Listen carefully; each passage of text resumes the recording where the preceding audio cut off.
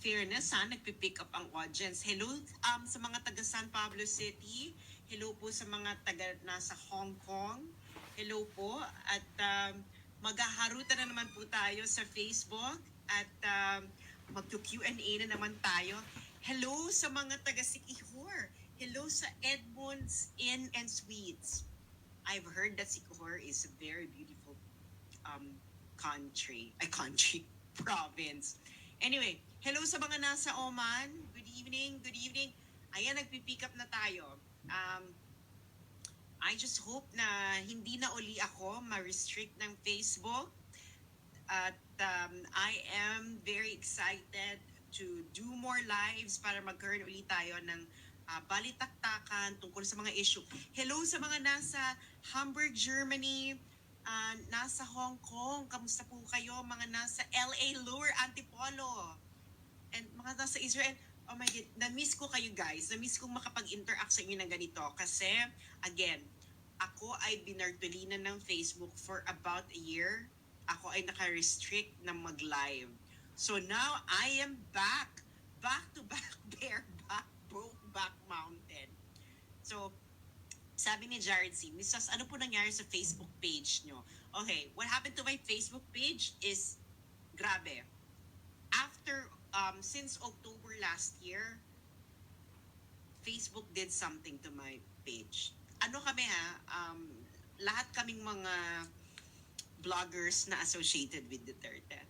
Yung kay Attorney Trixie nga, di ba, yung Luminous, nawala siya. Pero, ako, gagamitin ko na ang aking personal Facebook from now on. Kasi may ginawa sila dun sa Facebook page ko na it has become so difficult to use it and to connect to people like I have connected with you guys before. So I am so excited to do this. So let's do a simple Q&A. Oh my God, nagpipick up na uli ang audience ko. Thank you so much. Ayan. Ano bang mga... Oy, thank you sa mga taga Edmonds Suites Inn and Suites Sikihor. Maybe I will visit Sikihor one of these days, no? Pag ako ay tinopa. Okay, yes, wala na ako sa FB Bartolina. So, may mga questions? Let's do a simple Q&A. May nakita na ako dito na for simple Q&A. Hello sa mga taga Misamis Occidental. Kamusta po kayo? Hello sa mga taga Italy, buongiorno. And hello sa mga taga Cebu, maayong buntag ba? Maayong gabi. Hello sa mga taga UK, mga taga Amman, Jordan. Thank you so much. At, okay. Hello sa mga taga Germany, guten Abend. Okay, let's start the first question. Tanong ni JP Kobayashi. Laya ka na sa FB jail, Special Agent Sass ng KGB. I think yan ang chismis since 2017 na ako ay Russian spy. But I will neither confirm nor deny na ako ay Russian spy. Kakaloka. Okay, tanong niya, okay, pa-shoutout naman, John Sass, watching from Doha, Qatar. Hello sa mga taga Doha, Qatar. Thank you so much po sa inyong patuloy na pagsubaybay sa akin. Thank you. Thank you so much sa mga sumusubaybay nito. This is my first Facebook Live after about a year. Sa mga hindi po nakakaalam, ako po ay nasa FB Bartolina since October, since after the F1 race event na naging controversial, yung inattenda ni President Bongbong Marcos. And since then, ako ay bawal mag-live. Ang posts ko ay naka-shadow ban. So almost a year. At lahat ng restrictions na lift lang today. As in today. So ako ngayon ay back in full splendor. So back in full splendor. Sass wala Senstar, ha. I don't know actually, because this is a Facebook, this is my personal FB. Kasi I'm going to use my personal FB now, kasi yung ginawa nila sa Facebook page ko, meron silang ginawa. And everything na may kinalap, na lahat ng Duterte dirty bloggers, may nangyaring ganon sa kanilang mga vlogs. So, I'm using now my Facebook personal FB. So, ito ngayon na pinapanooran nyo ngayon, this is my personal FB. This is like not a page, but my personal Facebook account. Okay. So, may mga questions na dito. Sasagutin natin to. Okay. Tanong ni Ate Kusman. Thank you so much sa mga nag-watch itong first Facebook live ko after about a year. I miss you guys. Sabi ni Ate Kusman, what can you say about the rejection appeal of ICC in Duterte drug war? Okay, my point of view there, maling-mali ang ginawa ng gobyerno. Nung sinabi nila, no, walang jurisdiction ang ICC, dapat they should have never participated at all in the ICC proceedings. Never sent a communication, never did anything. Look at what China did, di ba? They didn't recognize the South China Sea arbitration, its jurisdiction, for example. Kaya hindi sila nag-participate. So, the arbitration proceedings now do not have a political legitimacy. And in international relations, political legitimacy is very important. And in international relations, political legitimacy is built on the consent of the states to participate in that proceeding. That's the foundation of political legitimacy. Consent of the state. Now, ang ginawa natin dito sa ICC, we already withdrew. Pero we still keep on participating. So, ibig sabihin, we are implying that we are still recognizing that ICC has jurisdiction over us. Kasi if we are really 100% behind the idea na ang ICC ay walang jurisdiction sa Pilipinas, we should have not participated at all in the proceedings. Like DEDMA. Pero hindi dinedma. Di ba? Hindi yan dinedma ng ating gobyerno. Imbes patuloy pa rin nag-participate. And ang malala, di ba, ang report ng Verifiles, ang US-funded na Verifiles, okay? Verifiles is an NGO of Filipino journalists, and it is an NGO receiving funding from the National Endowment for Democracy. Ang NED, or National Endowment for Democracy, ay isa po itong fund throughput. Ibig sabihin dito dumadaan ang mga funding na supposedly for CIA operations. Pero ang National Endowment for Democracy po, ito po ay ang overt version ng mga ginagawa ng CIA. So, Verifiles as well as Rappler and other NGOs in the Philippines receives funding from the United States government. And ano ang naging report ng Verifiles recently? Na si Inday Sara, Vice President Inday Sara Inday Duterte, is now included in the names na ipoprobe down ng ICC. For the very first time, ngayon lang lumabas itong pangalan ni Inday Sara, pero ngayon nandun na siya. So anong ibig sabihin? I think the message is clear, di ba? Inday Sara vehemently opposed the request of the United States for the Philippines to host Afghan refugees. No, they're not refugees. Let's correct that. These Afghan nationals are not refugees of the Philippines. There are special immigrant visa applicants of the United States. And the Vice President vehemently opposed this request because of sovereignty issue. And then suddenly, bam! Inday Sara is in the, nasa listahan na siya ng ipoprobe ng ICC. Coincidence? Maybe.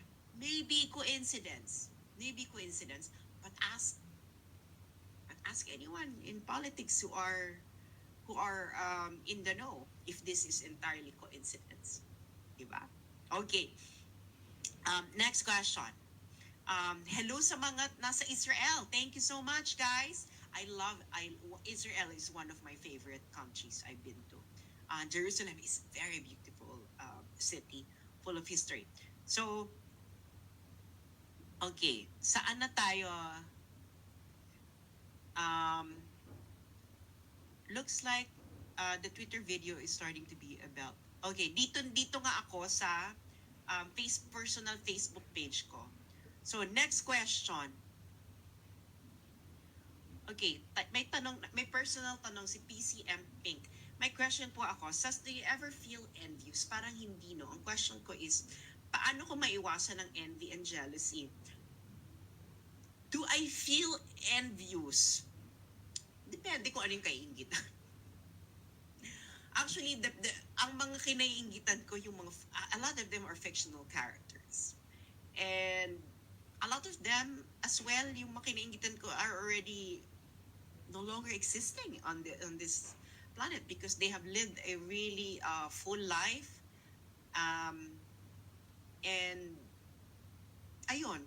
So anong sagot sa inggit and envy? I think ang sagot dyan is to start counting your own blessings.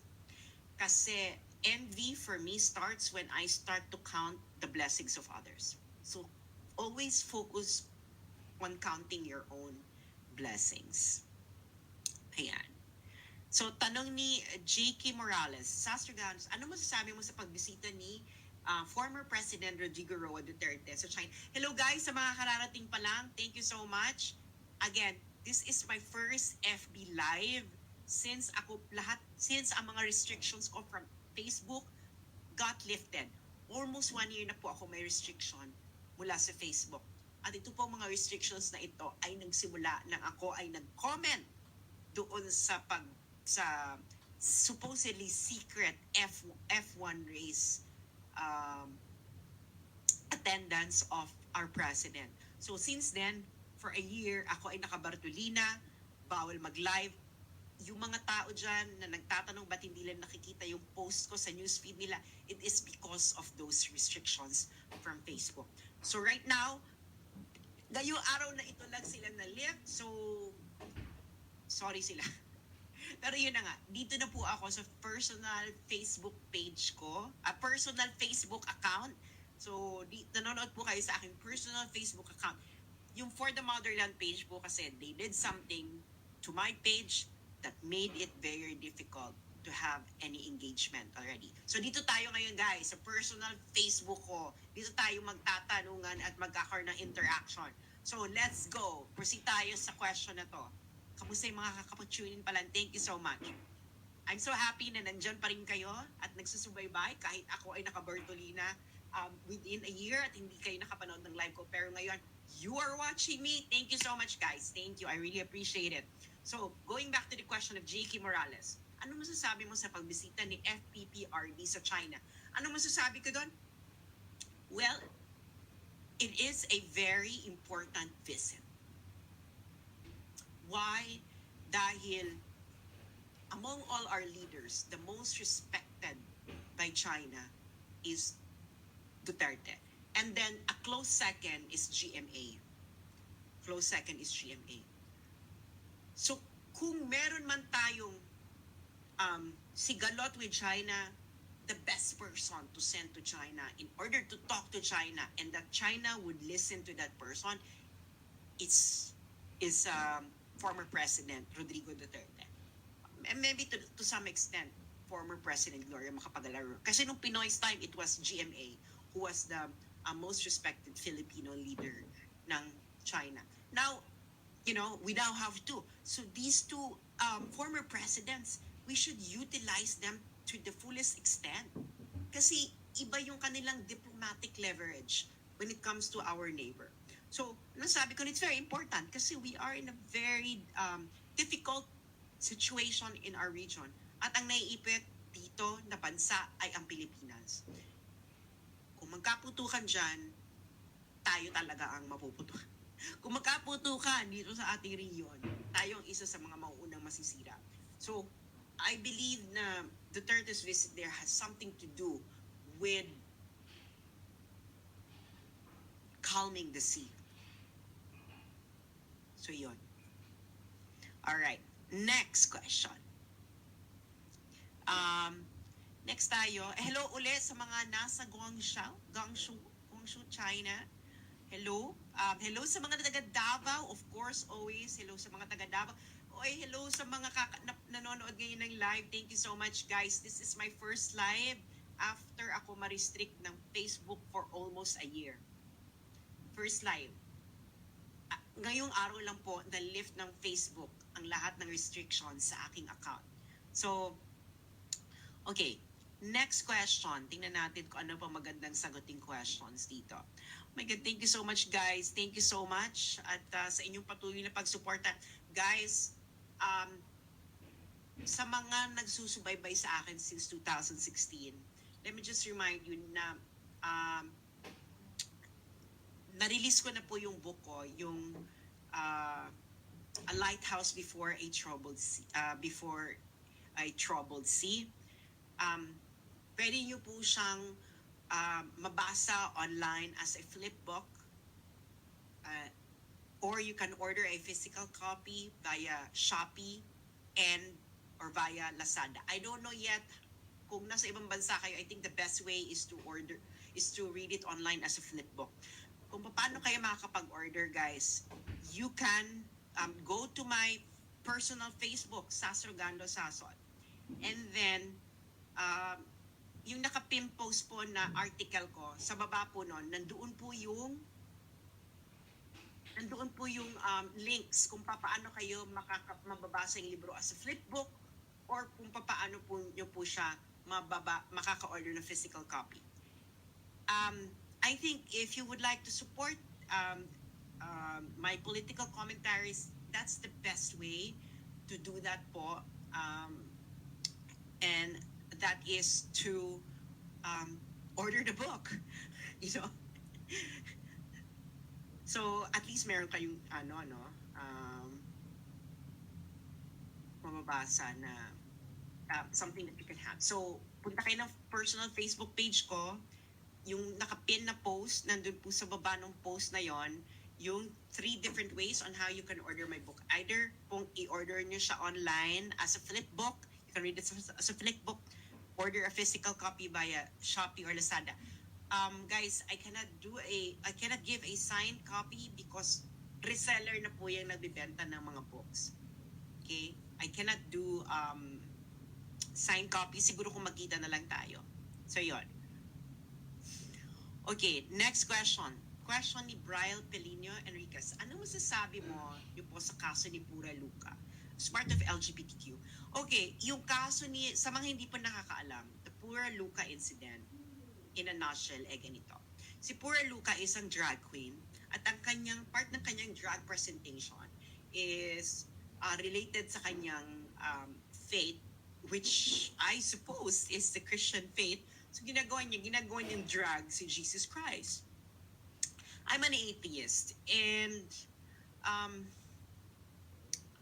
although I'm an atheist, I understand why people coming from the Christian faith would find Pura's performance as offensive or as demeaning to their religion. Not all Christians though think that way, but a sizable number of Christians think that way. Okay.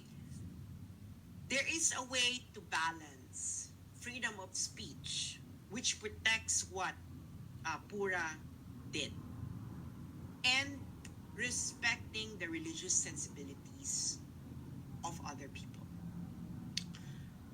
What Pura could have done is continue the performance in a venue, and then yung venue na yan is meron kang performance restrictions. Like for example, you can say na this performance is for R18.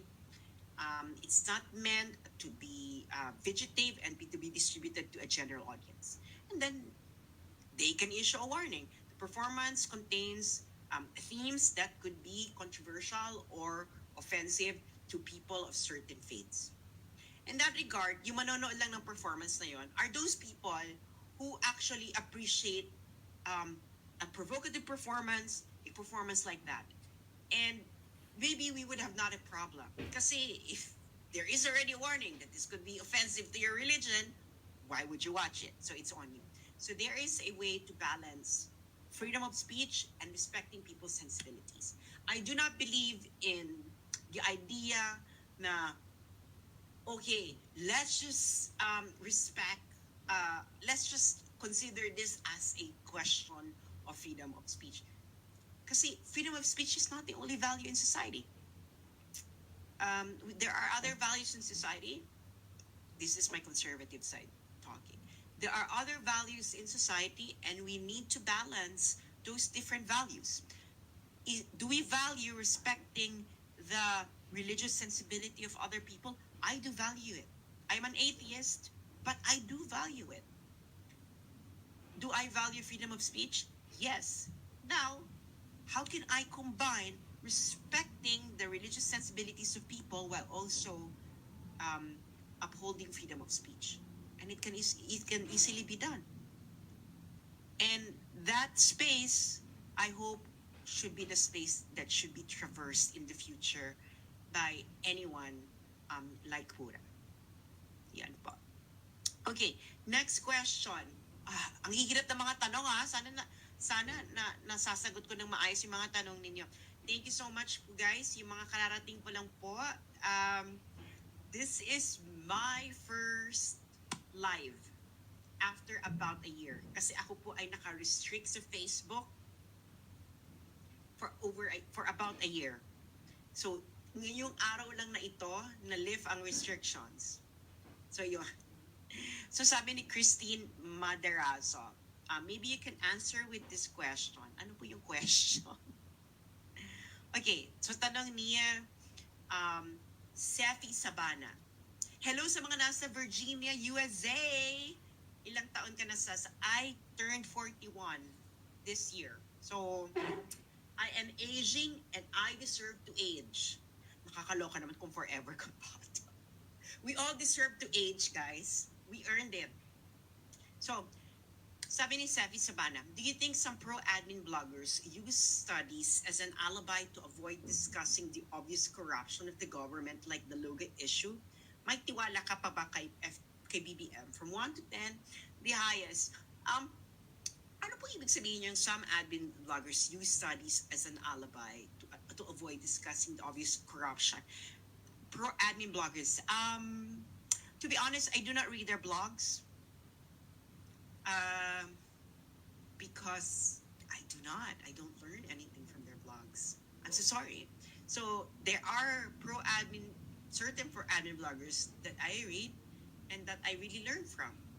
And itong mga bloggers na yon, I'm not one of them. So I'm so sorry. It is what it is. Facts are facts. So may tiwala ka pa kay BBM.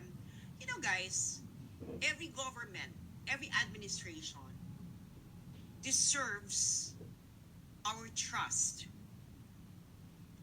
Deserves our trust. And that basic trust is something that they need in order to function well.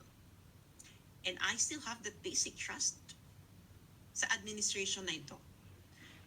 I'm not gonna be any one of those people who would call for an EDSA or whatever. I do not believe in mob democracy. I participated in one, in EDSA DOS, and reflecting on that moment, I thought na, okay,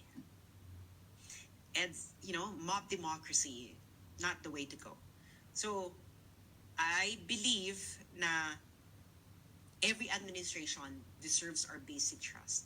It is something that we owe our government, a basic trust. I may not like a lot of his policies, but I still trust that, he will do his job to the best of his ability. And it is what it is. So, okay, next question. Hi, Kate. Yeah, I miss you guys too. Okay, sa tanong ni sa mga karating pa lang po, this is my first Facebook Live after a year of being restricted by FB. Okay. So, ngayon lang po na-restrict lahat ng restrictions. And here I am.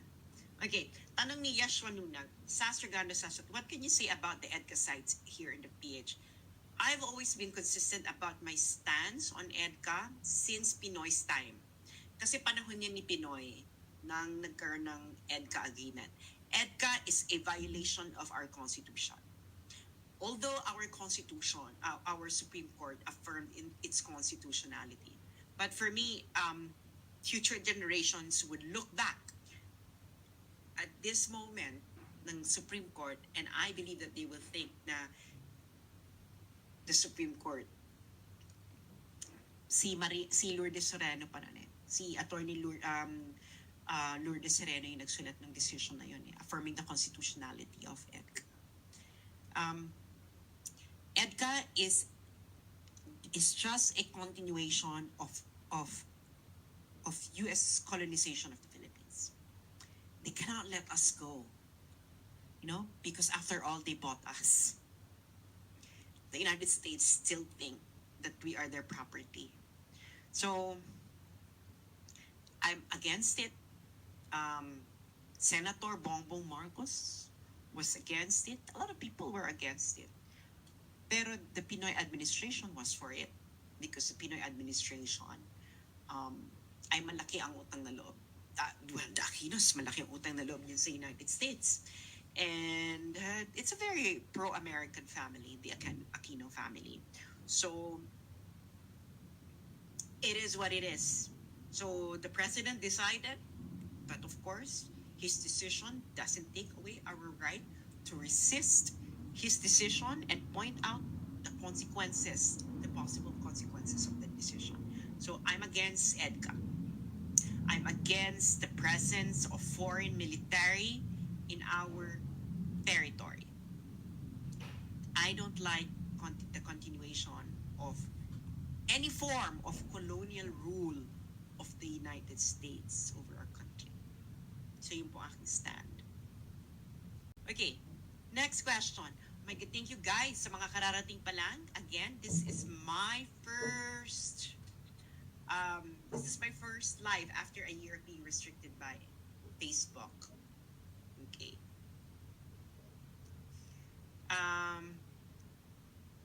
Okay. Si Rice and Care. Hi, Sass. Rate the Pinoy admin 1 to 10, 10 being the highest. I think the Pinoy administration is 5.5. Okay, 5.5. There are a lot of aspects about the Pinoy administration that I didn't like. Chief of it is related to foreign policy, peace and order. But there are aspects of the Pinoy administration that are actually good. For example, It's More Fun in the Philippines Tourism Campaign was launched during the Aquino administration. The Aquino administration had some good economic policies. Thank God, the Aquino administration didn't throw away the economic policies of Gloria Macapagal Arroyo. Actually, a lot of good things that are happening in our economy is because of the good economic fundamentals that former President Gloria Macapagal Arroyo instituted during her time. So, yeah, I think he's a 5.5. The Pinoy administration. Definitely, I do not like the foreign policy of Pinoy. I don't like what he did during Mama Sapa, no? Yeah, maybe it's a 5. Maybe 5.2. 5.2. So, a lot of things I don't like. So, yeah, 5.2 is okay. And next one, thank you so much, guys. O yung mga those who would like to support my page, my ability to continue to do political commentary, bumili na lang kayo ng libro ko. Nandun na lahat ng ginawa ko, sinulat ko, halos lahat ng sinulat ko about the South China Sea conflict since 2016. At paano nyo po siya ma-order? Nandiyan po siya sa nakapin. Punta po kayo ng aking personal page, Sass Regando Sassot. Ito, Sass Regando Sassot. And then makikita nyo po dyan 3 ways of getting a copy of my book. Either as a flip book, okay, you can view it online on your mobile phone, desktop, iPad, what have you. Or you can order a physical copy via Shopee or Lazada. So, ayun, if you like to support my political commentaries, ayun na lang po. Okay, may nong si Charmy Magallanes. What do you say about the signing of Maharlika Fund? In general, I am in favor of a sovereign wealth fund. So I'm in favor of the Maharlika Investment Fund. The problem is the administration of the funds. Okay, um, I do not. I'm not that competent to discuss the nitty gritties of the financial elements, investment and financial elements of Maharlika Fund because I'm not a finance and investment person. So, pero I believe na doon na magkakatalo sa administration ng funds. If the Maharlika Investment Fund becomes successful, so, so good for the country. And this will be the um, lasting legacy of the president. So, let's just wait and see of what's going to happen. Pero yun na nga. Sana magtagumpay, no? And it all depends on how the fund would be administered.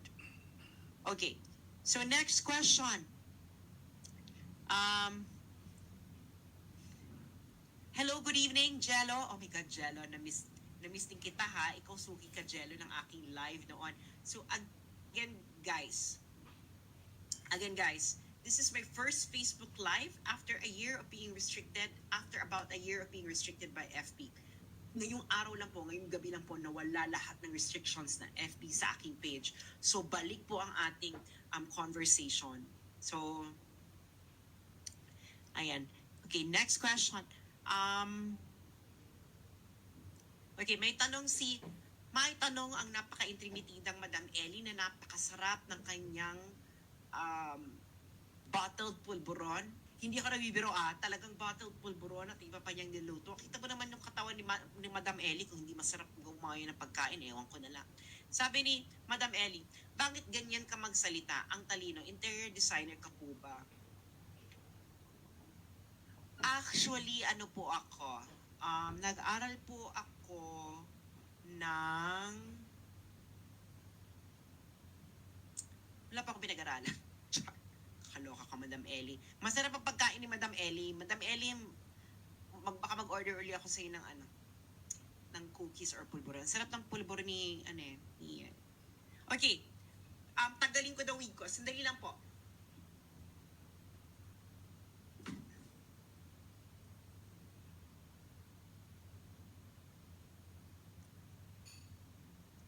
Okay na. Okay, next question. Hello everyone. Wala na ba ibang questions? Or baka may gusto pong umakyat dito sa live ko at gustong makipag-balitaktakan sa akin, you're always welcome. Sabihin niyo lang po dyan. If you want to. Okay, ito may question. Ito kanina pa tong question na to eh. Hi Sass, I'm just curious. Para sa ng glasses mo, are you near or far-sighted? I'm actually near-sighted. So, mataas ng grado ko. Ang mata ko, actually meron ako astigmatism. Kaya minsan may tick ako na gumaganon-ganon. Yung may mga autistic is, may mga astigmatism nakaka-relate. So, minus 4.5 minus 4.25. So, mataas na siya. So, medyo malabo na. Hello, 41 na po ako, no? Ano bang ina-expect ninyo? Pero matagal na, high school pa lang ako nag-glasses na ako. Although contact lenses yung ginagamit ko. So, next question.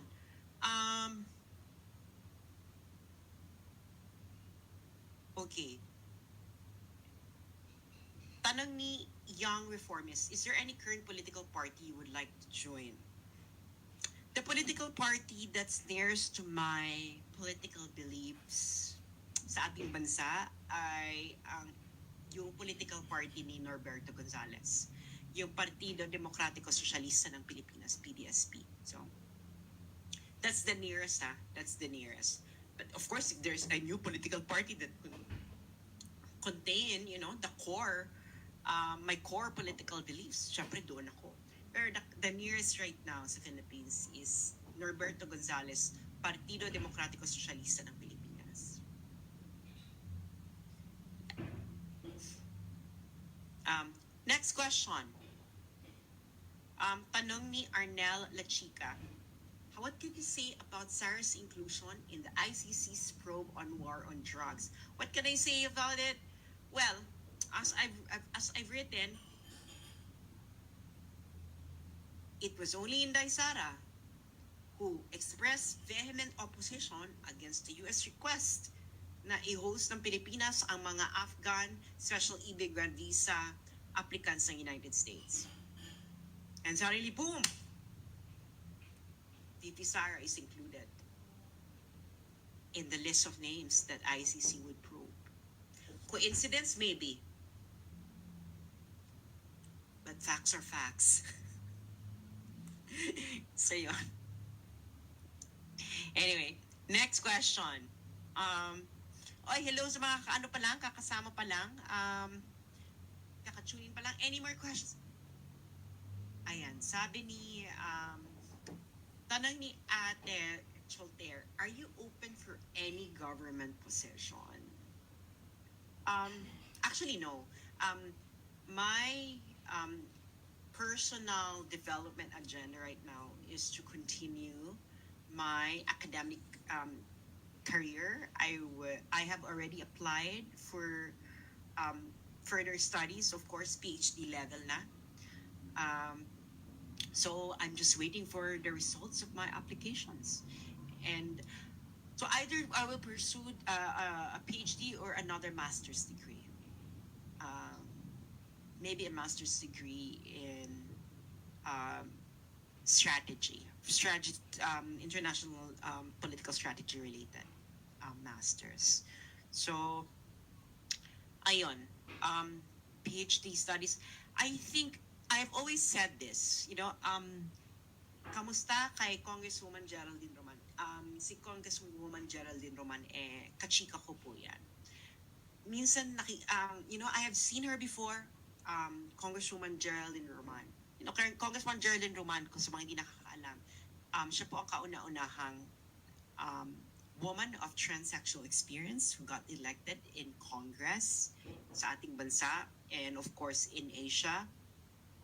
And nung nag-uusap kami niyan one time, sabi ko sa kanya, alam mo, hindi ko kaya yung ginagawa mo. Yung ginagawa ng someone in politics or in someone in government. Kasi mahirap ang trabaho yan, guys. Kailangan mo maging plastic. I don't know, 100,000 fold. Seriously. Kailangan mo maging plastic. Kung hindi ka plastic sa gobyerno, hindi ka tatagal. Kailangan meron kang, you should have that kind of patience that only someone who is adept in politics could have. And I don't think I have that. Kasi I cannot keep a poker face. Yung poker face na ma-hide mo sa mukha mo yung tunay mong nararamdaman. I cannot hide it. It's not part of my personality.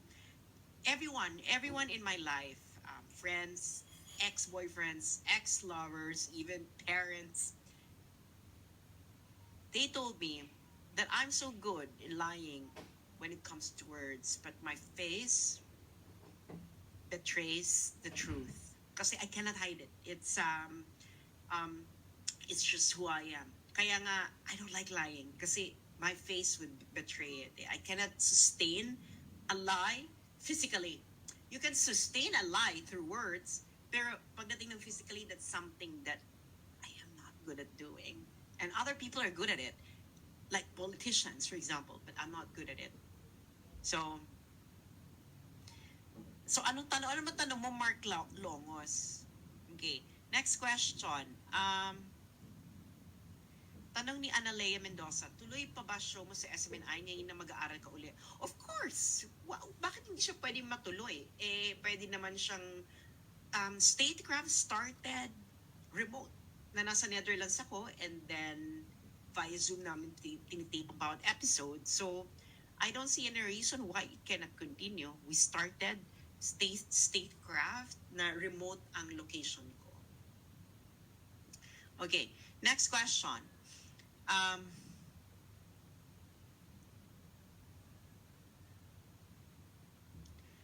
Tanong ni Anthony Reyes, how do you think will the Russia-Ukraine war end? We will never see the end of the Russia-Ukraine war in our generation. It will end as a frozen conflict, like, for example, the North and South Korea um, war. They're still technically at war. It's a frozen conflict anytime it would explode, given the right circumstances and triggers. Pwede mag-resume a Korean War because they never had a peace treaty. I'm pretty sure Russia and Ukraine will never have a peace treaty in our lifetime, but they might have an armistice agreement. So, ibig sabihin, katulad ng nangyari sa North Korea and South Korea. So, it will be a frozen conflict. So, kasi um, meron kasing, um, it's masalimuot ang storya kasi ng Russia and Ukraine. Like, for example, ang storya ng Israel and Palestine. Diba? So, they're still at war. Tanong ni Lotte de Guzman, do you think China will finally take over Taiwan? Well, not in the sense that we think of how it will take over. Taiwan future might resemble something close to Taiwan, but with greater freedoms. Why? Why greater freedoms? Alam naman natin na kasi noong 90s, Beijing already proposed a way to unite Taiwan to the motherland. And part of the recommendation ng Beijing noon is for Taiwan to keep its army. Hong Kong doesn't have its own army. So, something close to Hong Kong, but with greater freedoms. Kasi nga, Taiwan, compared to Hong Kong, has more sovereign-like powers, like keeping an army. Pero China is resolving its disputes in accordance to its own history, and Taiwan will not end up like Hawaii. Let's just put it that way. Okay? And so yun ang mangyayari. Eventually they will unify. Hopefully peacefully, but it will unify in a way that will closely resemble Taiwan, Hong Kong, but with greater freedoms. So, yeah. Tanong ni Young Reformist, are you interested in studying at the National Defense College? I believe kailangan government official ka or worker ka para makapag-aral sa National Defense College. Yeah, if ever, why not? If I'm allowed to study in National Defense College or to teach, why not? So, we'll see. Next question.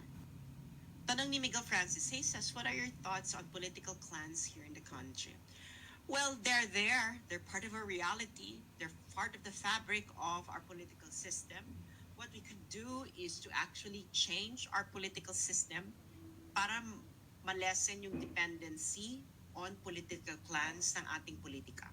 And the best way to do that is to transition from a personality-based system to a policy-based system. Ang transition na yan is from a presidential system to a parliamentary system. So, shift to a parliamentary system. Yeah.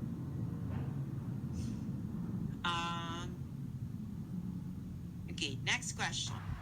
Tanong ni Miguel Francis, hey Sass, what are your thoughts on political clans here in the country? Well, they're there. They're part of our reality. They're part of the fabric of our political system. What we could do is to actually change our political system para malesen yung dependency on political clans ng ating politika. And the best way to do that is to transition from a personality-based system to a policy-based system. Ang transition na yan is from a presidential system to a parliamentary system. So, shift to a parliamentary system. Okay, tanong ni Justine Lastimoso. Okay, maybe ito na yung last question. What is your take on the "don't mess up with us" statement of Cebu Gwen Garcia when she defended her daughter DOT Sec Frasco? Well, in one sense, it might be directed to the political enemies of the Garcias, who might be using this scandal as a way to undermine the Garcias in Cebu. Maybe it's directed at them. But of course, it's an unfortunate statement to make in light of a real question of accountability. And a lot of Filipinos didn't take it well, that statement. So, ayun lang po. Maraming salamat po at hanggang sa muli po. And thank you so much sa patuloy niyo po pagsuporta sa akin.